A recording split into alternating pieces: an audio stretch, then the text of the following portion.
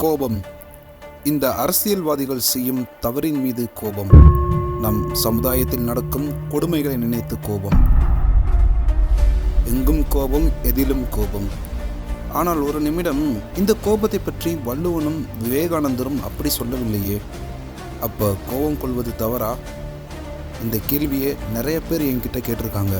அவங்கக்கிட்ட நான் சொல்கிற ஒரே பதில், நியாயமான கோபமும் நியாயமான கொலையும் ஒன்று தான்.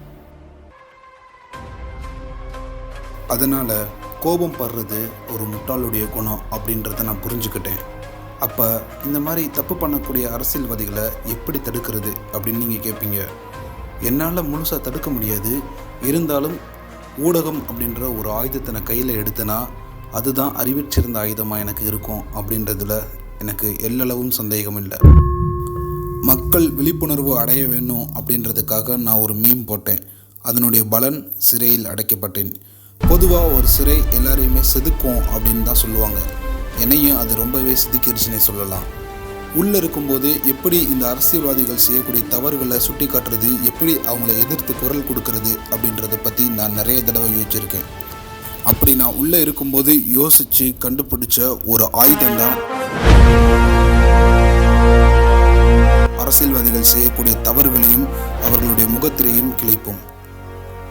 அந்த ஒரு மீன் போட்டதுக்காக என்னை கைது பண்ணி கிட்டத்தட்ட ஒரு 34-35 நாள் வந்து நான் சிறையில் இருந்துட்டு வெளியில் வந்து அதற்கப்புறம் பிரதீப் டாக்ஸ் அப்படின்னு சொல்லிட்டு ஒரு சேனல் ஒன்று ஸ்டார்ட் பண்ணி பேச ஆரம்பித்தேன்.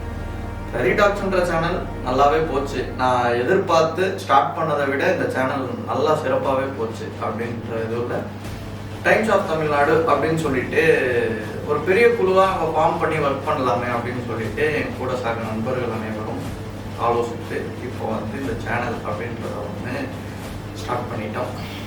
சப்ஸ்கிரைப் பண்ணிக்கோங்க மறக்காமல்.